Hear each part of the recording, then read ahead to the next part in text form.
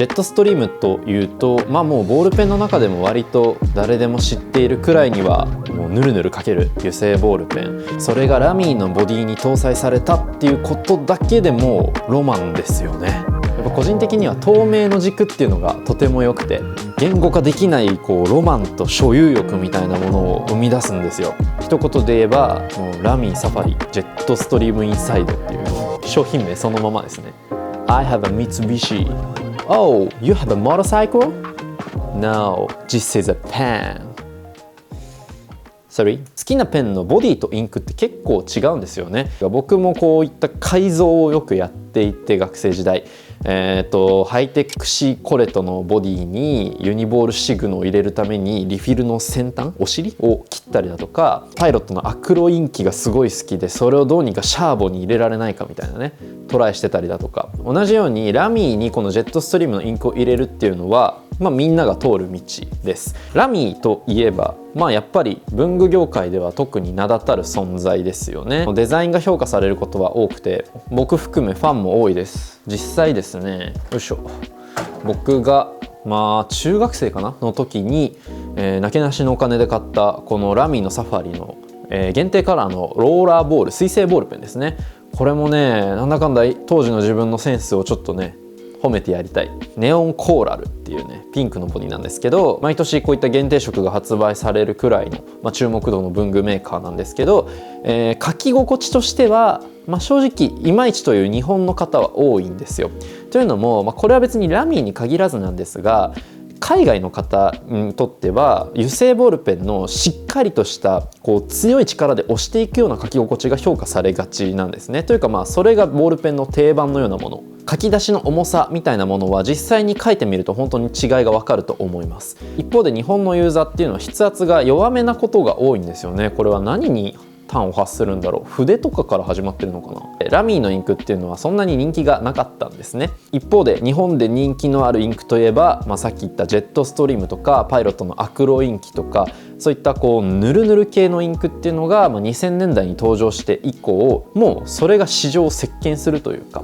油性ボールペンでヌルヌルじゃない方を探す方が難しいくらいには、こういったヌルヌル系の低粘度インクっていうのがもう流行しました。今文具屋さんに行けば、油性ボールペン日本製のものはほとんどが低粘度だと思います。なのでこのラミーのボディにジェットストリームのインクを入れたいっていう声はすごく昔からあって、本当に僕が文房具にはまりたての十数年前からどうすればラミーのボールペンにジェットストリームのインクを入れられるのかっていう改造方法を解説したブログがたくさんありました。僕もそれを見ていろいろトライしたり、失敗してリフィル無駄にしたりとかっていうのをしょっちゅうやっていました。ただやっぱり改造っていうのもあって、そこにロマンはあるんですけど、完成度としては当然 DIY レベルなんですよね。ちょっとセロハンテープで返芯を太くして、その分ガタつきがあるとか、それも思い出だよねみたいなことなんですけど、そういったデザインは好きなんだけど、実用性というかね、インクの書き心地みたいなところはそんなに好きじゃないっていう課題をもうようやく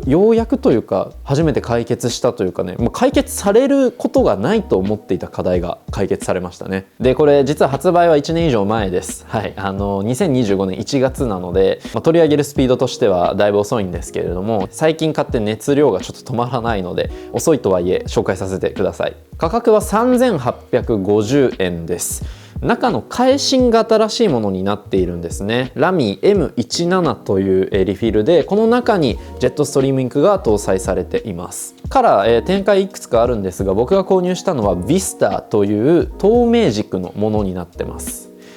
よくないですかこれいやいいですよね。スケルトンで中が見えるんです。中が見えることによってリフィルに書いてあるラミー M17 ジェットストリームっていう表記が全部見えるんですよ。これこれ本当にラミーのボディにジェットストリームが搭載されたっていう夢ですよね。皆さんおそらくジェットストリーム自体には触ったことが1回はあると思います。今でこそ当たり前みたいな感覚あるかもしれないですが、油性ボールペンでこの滑り心地は異常ですね。海外製のボールペンとか触ってみると本当に使い心地の違いを結構感じると思います。油性なのにスラスラかけて、でかつ速乾性もあって発色もいいので見やすい、盤石の地位を保つのにふさわしいようなスペックのインクなんですが、そして外側はラミーのサファリ。透明だと見づらいんですが、グリップの部分はこういった三角形になっています。三角形の軸というと子供向けの鉛筆を連想する方も多いと思いますが、理由はまさにその通りで、ラミーが生まれたドイツでは子供向けにより持ちやすく快適に使えるようにということで、こういったサファリのボールペンが開発されたと言われています。樹脂製で軽量だったりとかカラフルなバリエーションに関しても、そういった子供向けっていうところが念頭に置かれているんですね。人間工学的で正しい持ち方で誰でも使うことができます。サファリのアイコンといえばこのクリップの部分ですよね。実用性がまさにデザインに落とし込まれている象徴だと思うんですが、ローラーボールとか万年筆に対してこの油性ボールペンはノック式になっています。正直僕油性ボールペンの見た目はそんなに好きじゃなかったんですよ。やっぱりキャップ式がかっこいいなっていうのがあったんですが、このスケルトンボディで武骨な印象があるからこそノック式が輝くんじゃないかなと思ってます。油性ボールペンとこの透明軸は見た目の相性がめちゃくちゃいいと思います。そもそもメーカー同士の越境っていうのはめちゃくちゃ難しいんですよ。テック系だとね、なんかいける感じあるんですけど、なかなかね、ここら辺ってもうユーザー側が勝手に改造するしかなかったんですけど、2024年にこのラミーを三菱鉛筆が買収したことによってこれが実現しました。改造ができない、やりたくないっていう人でもこのラミーボディとジェットストリームインキを楽しめるっていうメリットはあるんですけど、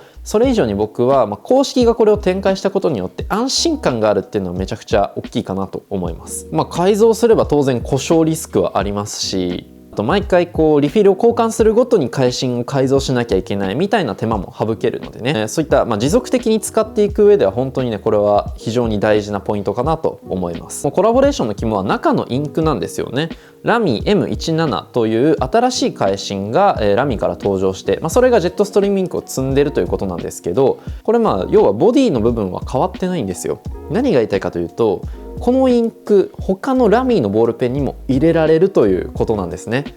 ちょっとやってみましょう。皆さん大好きラミー2000です。はい、僕が持っているのは基軸のものになってます。ラミーを一躍有名にしたペンの一つだと思うので、憧れてたり持っているっていう方も多いんじゃないかなと思うんですが、中の返芯が M16 という返芯が入ってます。これね、当然ジェットストリームが入ったこの M17 をこうして入ったいやー最高ですね。ラミーのこういった単色のボールペンで互換性があるものを全てジェットストリームインサイドにすることができるんです。みんな待ってたんじゃない？ M17 このジェットストリームを積んだラミーの返芯は単体でも販売しています。このサファリのインサイドについてくるのは 0.7mm の太さです。僕はこの太さが油性インキにおいては一番書き味を楽しめる太さだと思っていて気に入っているんですが、結構ね今の感覚だとちょっと太めだと感じる人もいるかもしれません。ご安心ください。 0.5mm もですね、別途販売しております。なので細字が好きな方もこちらに乾燥して、使うことができます。油性ボールペンの 0.5 って結構ねカリカリした印象があるんですが、ジェットストリームインキなので、このカリカリ感っていうのも 0.5mm でも十分軽減されて使うことができるようになっています。個人的にはやっぱりドイツのプロダクトのデザインっていうのはめちゃくちゃ好きなんですけど、ラミーは一個その象徴ですよね。そこが使いやすさが加わってある種もう理想的なボールペンに仕上がったというのはね、感慨深いです。非常に。いやこれかっこいいよ。本当にもう好みかもしれませんが、僕はこのビスタ透明軸で買って中のねジェットストリームっていう表記も含めて楽しむっていうのがおすすめだったり、あとさっき言った通りノック式とのこの相性みたいなのも含めて結構これが好みですね。いやーおすすめ。概要欄の方にリンクを貼っているのでそちらからチェックしてみてください。ということでこのチャンネルでは他にもライフスタイルに関する様々な動画を発信していますので、ぜひ合わせてチェックしてみてください。またチャンネル登録や高評価もよろしくお願いします。今日はこの辺で。以上なごみけでした。では。